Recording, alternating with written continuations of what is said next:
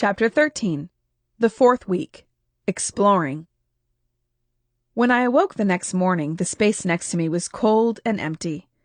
I could hear water running in the shower. I peered over at Lori in her bassinet. She was asleep for the moment. I slipped out of bed and grabbed the phone. I dialed San Francisco General Hospital and inquired about Galligani. They told me that after he'd been stabilized, they'd transferred him to California Pacific Hospital. They wouldn't tell me anything more about his condition since I wasn't family. I had to take Lori to her 1-month wellness appointment today. The pediatrician's office was right next to California Pacific. Perfect. I'd stop by and see how Galligani was progressing. I pulled my notebook out and wrote my to-do list for the day. To do: 1. Take Lori to her 1-month wellness appointment. 2. Visit Galligani at the hospital, find out what happened to him. 3. Find George. 4. Interview Kiku. Bring own water. 5. Call Winter Henderson. Hippie chick alibi. 6. Read the parenting book from the library. 7. Find the parenting book from the library. 8. Oh yeah, diet, exercise, clean car, be good mom, wife, cook, clean, and all that jazz. I sat in the waiting room. I really liked Lori's pediatrician, Dr. Clement, but I'd never waited so long for any doctor. Every visit to this office, I had waited at least 45 minutes. Lori had already been to the doctor 3 times in the first month, twice the first week and once the second week. At our first appointment, when Lori was 2 days old, I had cried because she was losing weight. Dr. Clement had told me it was perfectly normal, but maternal hormones don't listen to any doctor's logic, and tears had been shed. Was Dr. Clement worth the wait? I watched 2 children with runny noses coo over Lori. How does one extract one's baby from runny-nosed little children without seeming rude? I guess you can't help it if you seem rude. After all, this is your newborn. I pulled Lori's car seat bucket out of reach of the children. One scowled at me and screamed, "Mama!" at the top of her lungs. Her mother glanced up from the fashion magazine in her lap, mumbled something, then continued to read. Both children found solace in the fish tank in the corner. As I looked at my watch for the millionth time, Lori's name was called. I followed the nurse down the short hallway into the freezing examination room. "Go ahead and undress her, everything except the diaper," she instructed. "It's an icebox in here." "It'll only be for a second," she snapped. Maybe I should consider another doctor. Dr. Clement flew into the room. She was short and stocky with huge hands. I'd liked her from the beginning, thinking she'd never drop a baby with such secure-looking hands.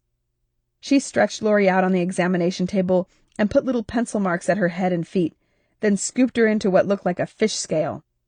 After balancing all the doodads on the scale, she wrapped a measuring tape around Lori's head. She announced that Lori was in the 25th percentile, meaning that Lori was petite but perfectly healthy. Apparently, out of 100 babies Lori's age, 75 babies were bigger than she was. The doctor explained that Lori was in proportion and gaining weight nicely, so not to worry. Easier said than done. Dr. Clement was about to disappear, but then with her hand on the doorknob she turned and asked, "How's tummy time going?" "Tummy time? I told you at the hospital that you were to put her on her tummy for at least an hour every day." Who remembers anything that happened a month ago? "She's not even awake for a full hour," I said desperately. "You have to do it in 10-minute increments. 10 minutes here, 10 minutes there. It adds up." She wagged a finger at me. "Remember, tummy time is going to give Lori the skills she needs for rolling over, sitting, and crawling." I suddenly felt anxious. I was blowing it for Lori. Could she already be behind at only 4 weeks? I nodded at Dr. Clement, who nodded back at me as she strode out the door. I looked at my watch. All of 2 minutes had passed, most of it spent lecturing me. If she spent only 2 minutes with each patient, what in the world had she been doing when I was sitting in the waiting room for 45 minutes? Before Lori was born, I had spent a good deal of time interviewing pediatricians. I had liked Dr. Clement the best. She'd taken her time during the process and had patiently explained the first steps I'd take with Lori.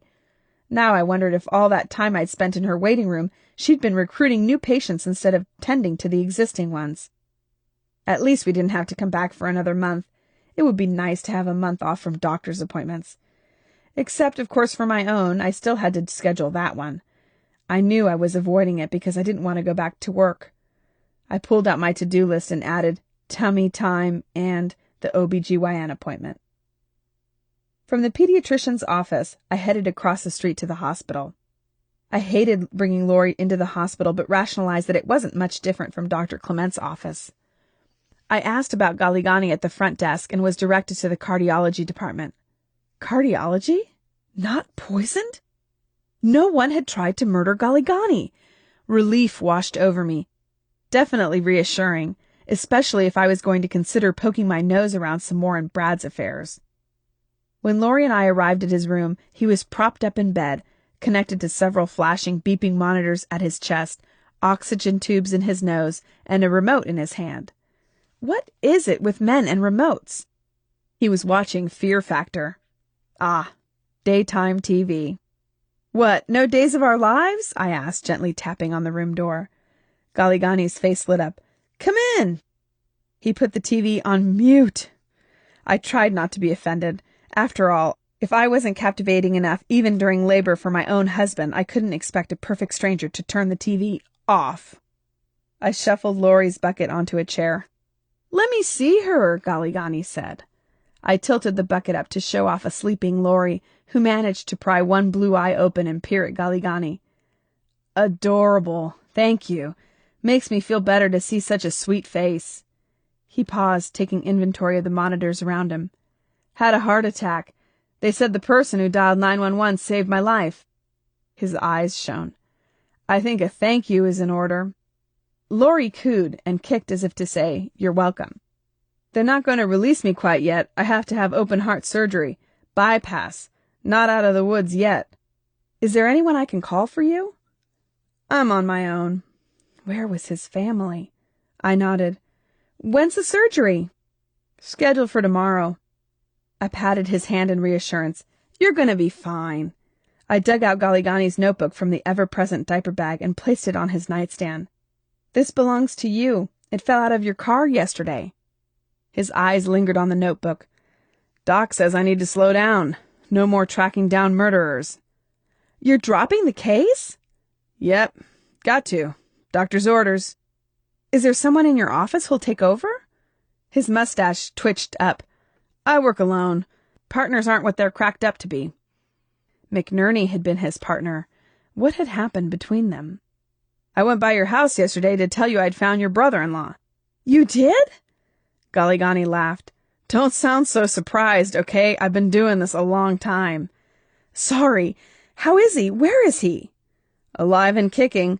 I found him at Pier 23. Claims he was with Michelle Avery on the night Brad was killed. Yeah, she told me the same thing. Now it was Galligani's turn to be surprised. Really? He wagged a finger at me. You didn't say anything to the police about that? I smiled. How do you know what I said and didn't say to the police? His eyes twinkled.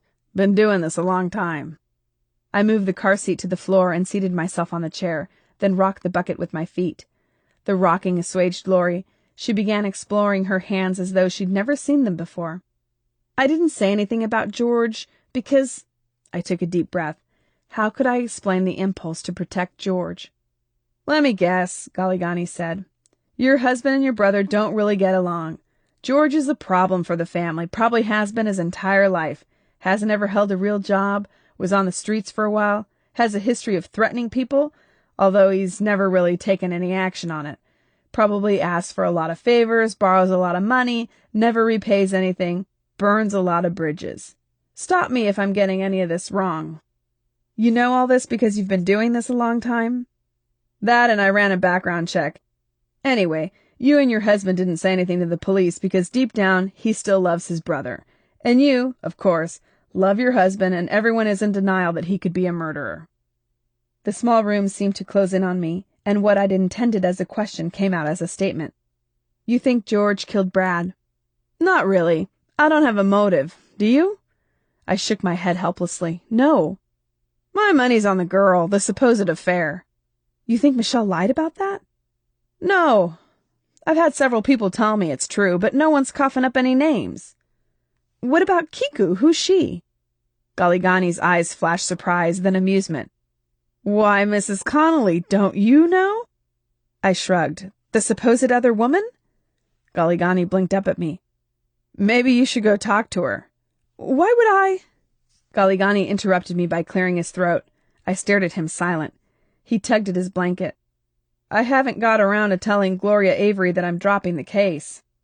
I continued to watch him, not daring to speak. He pressed the palms of his hands together and studied me.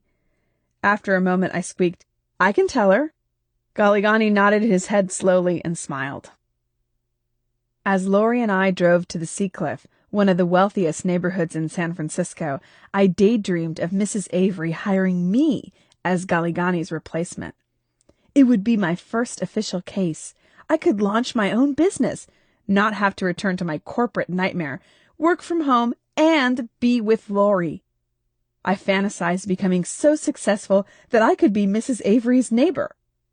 Then reality/insecurity hit me. Would I really be able to even get her to pay me for being nosy? If I could get answers that perhaps the police couldn't, that would be worth something to her, wouldn't it? And how exactly was I going to do that? I pulled up to the huge house. It was gorgeous, with spiraling towers, Spanish steps, and a manicured front lawn. I rang the bell, enjoying the view of the Golden Gate Bridge as I waited for Mrs. Avery to open the door. Instead, a small Hispanic woman in a maid's uniform appeared.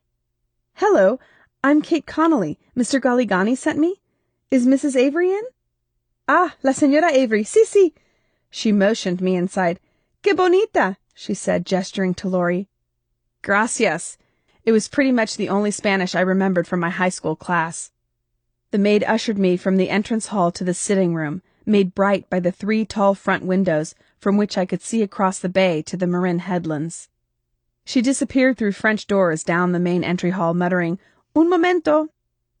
I took the time to look around. High ceilings and a marble fireplace complemented by the delicate ornamental plasterwork. The room was finished with stickly furniture. Jim and I had stumbled into a high-end furniture shop a few months ago when decorating the nursery and had drooled over the stickly pieces, only to gag at the price tags in the $10,000 range. Thank God I had put dress pants on, even if they didn't button all the way. Laurie fussed in her car seat.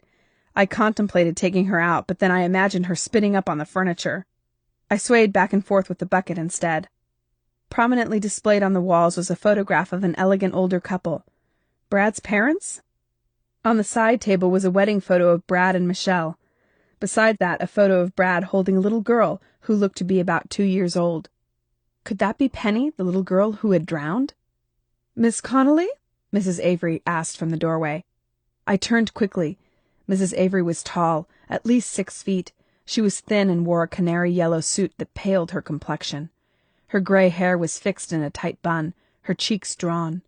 She closed the room in 2 strides and extended a slender hand. I gripped her cold fingers. How do you do? Not well, dear, as you can imagine. My only son is dead. Murdered. Her eyes shifted off my face and caught sight of the car seat and a tiny Laurie blinking up at us. Mrs. Avery's face softened. Oh, my dear, congratulations. A new mommy. Her voice cracked and her face contorted as she pulled out a handkerchief. My heart felt heavy as I imagined myself in Mrs. Avery's canary-colored shoes. If anything bad happened to Laurie, my breath caught. I fought tears, but with hormones racing through my body, I wasn't able to hold them back. Not you too, Mrs. Avery dabbed at her eyes. All we need is for the little one to start. She guided me to the couch. The maid appeared in the doorway with a tray full of tea and small butter cookies. She set the tray on the coffee table and left. Help yourself, dear. Mrs. Avery circled the car seat. May I hold her? I haven't held a tiny baby since... I waited for her to continue, but she paused and looked at me pleadingly. Of course you can hold her. I pulled a pink and green striped burp cloth out of the diaper bag at my feet and handed it to Mrs. Avery, then unbuckled Laurie from the car seat. Laurie extended her arms over her head in a cat stretch. I scooped her up and made sure she was dry before passing her to Mrs. Avery. The last thing I needed was for Laurie to leak all over Mrs. Avery's expensive suit. She smells so sweet, Mrs. Avery breathed Laurie in. I haven't held a baby since Penny. She sighed, then walked over to the mantel and pointed at the family portrait I'd been looking at. Here she is. Penny drowned 5 years ago. My throat constricted. I fought back more tears. I know. Mrs. Avery looked surprised. You do? Svetlana told me. Mrs. Avery looked solemn. "Marta said you were here on behalf of Mr. Galligani?" "Yes, I'm afraid he's had a heart attack. He's in the hospital. He's scheduled for open-heart surgery tomorrow." Mrs. Avery's forehead creased. "Poor man. What hospital?" "California Pacific." She rose, walked to the edge of the room, and called for Marta. When Marta appeared, Mrs. Avery requested flowers be sent to Galligani. I felt a flash of guilt as I remembered the thank-you cards I'd forgotten to write. Well, in all fairness, I didn't have a Marta to delegate to, but still. Our friends and coworkers had found time to send me and Lori stuff. I had to make time to thank them. I pulled out my notebook and jotted down, "Stop being rude." Mrs. Avery seated herself across from me in a green and gold upholstered occasional chair. Her face relaxed a bit. She seemed to enjoy holding Lori. She motioned to the notebook in my lap. "Are you Mr. Galligani's assistant?" Why would she think I was his assistant and not his replacement? Did I look that unqualified? I wavered a second, then astonished myself by saying, "I'm an investigator myself, ma'am." Mrs. Avery nodded vaguely, tickling Lori under her chin, causing her to warble and drool. Emboldened by Mrs. Avery's non-reaction, I pressed, "Mr. Galligani won't be able to finish the investigation. I need to find out what happened to Bradley, and now, of course, Michelle. The police are absolutely worthless. They pointed the finger at Michelle almost immediately. Now they try to tell me that perhaps she killed Brad and then herself." She shook her head sadly. "That scenario doesn't make any sense to me." "What do you think happened to Brad? Hasn't Mr. Galligani filled you in?" "Oh, shit. I've been on another case." Not exactly a lie. I had been looking for George. She pressed her lips together in thought and seemed to accept my response. I should say I still believe Michelle's story. She visited me on June 16th, the day after Bradley left her. She told me he'd left her for another woman. She was very upset. Michelle and I were close. Her own mother had passed. She relied on me. And Bradley, I must say, he always had a problem with women. Like his father. One woman wasn't enough for him. Always needed to find... Her eyes flicked around the room. Never mind. The point of the matter is, I thought Bradley was off with another woman. In Costa Rica, or Bora Bora, or another of his preferred locations. After all, he left Svetlana like that. Told her he was in love with someone else. Michelle. Bradley and Michelle were in Bali for 3 months. She let out a cynical laugh that jarred Lori sleeping in her arms. But the other woman never thinks that there will be another woman. She believes him when he says that she's the one. The special one. Lori opened her eyes slightly. Mrs. Avery rocked and shushed her back to sleep. "Do you know who she was?" "The other woman? I have no idea. Bradley never spoke to me about his affairs." "Do you know who would want to hurt him?" A tear welled in her eyes. "My dear, I don't know what to think. I just want to know what happened to him. I want whoever killed Bradley and Michelle brought to justice." "Can you tell me anything about Il Paraiso?" I asked. Mrs. Avery's eyes narrowed. "I told my son not to get involved. Imagine opening up a restaurant in one of the most competitive cities in the nation. Do you know the failure rate of restaurants here in San Francisco?" I shook my head, but Mrs. Avery proceeded with her rant, ignoring me entirely. "He always gave in too easily to Rich. He was Bradley's best friend. Have you spoken with him yet? Il Paraiso was his dream, you know, but Rich never had 2 pennies to rub together, so Bradley, with my help, of course, funded the restaurant, and we made Rich the assistant manager." Lori began to squirm in Mrs. Avery's arms. "Well, dear, why don't we get the paperwork out?" Mrs. Avery said. "Paperwork? I assume you have a contract for me to sign?" I hated appearing unprepared, but I shook my head as the words, "I'll prepare one for you," tumbled out of my mouth. Mrs. Avery raised an eyebrow. "Very well. Leave me your card." Oh, God, I was going to lose my first client before I even landed her. "My card, yes, I came straight from the hospital." Mrs. Avery stood and handed Lori to me. "I understand. Marta will provide you with my card. In the meantime, I'll presume the same terms as with Galligani." I headed home for lunch, my head spinning. Mrs. Avery wanted to hire me. I'd done it. My first client. Now I had to zip home, draw up a contract, feed and change Lori, and make dinner. When would I sleep?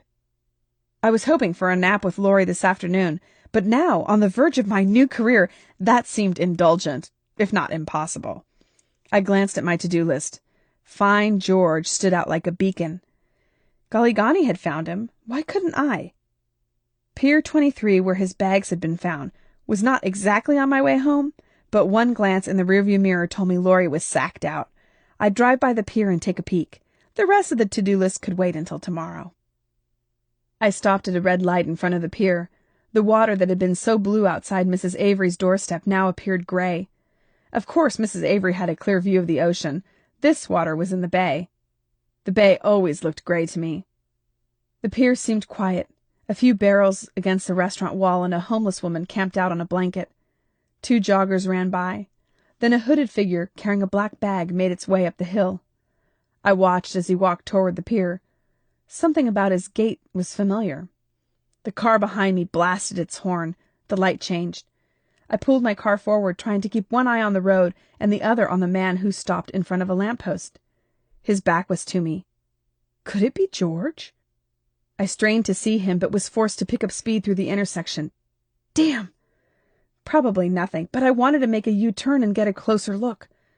I changed lanes. A huge no U-turn sign stared down at me. I'd need to change lanes again and go around the block. It took me nearly 10 minutes in traffic to do that. I thought for sure by the time I circled back the man would be gone. I was finally in the right lane and able to drive directly past the lamppost. The man was still there. He had pulled off his hood and was straightening his hair. Hair that looked distinctly familiar. Hair that was just like Lori's. A heavy pit formed in my stomach. I watched as he fumbled inside the bag for a cigarette. He lit it, then looked around impatiently while tapping his foot against the lamppost. I slowed, rolled down my window and called to him, "George!" At the same time, a gold hardtop Mercedes cut into my lane, maneuvering around my car. The driver, a whirl of red hair, shouted something. I guess I was going too slow for some city people. George never even looked in my direction. He dropped the black bag and took off running. Why was he running from me? I watched him in my rearview mirror as he ran in the opposite direction my car was headed. He turned into an alley. The only way in there was by foot. Lori was sleeping in the back. There was no way I'd leave her in the car or take her into an alley. Nice, Kate. You're going to make a great PI. You lose your suspect as soon as you find him.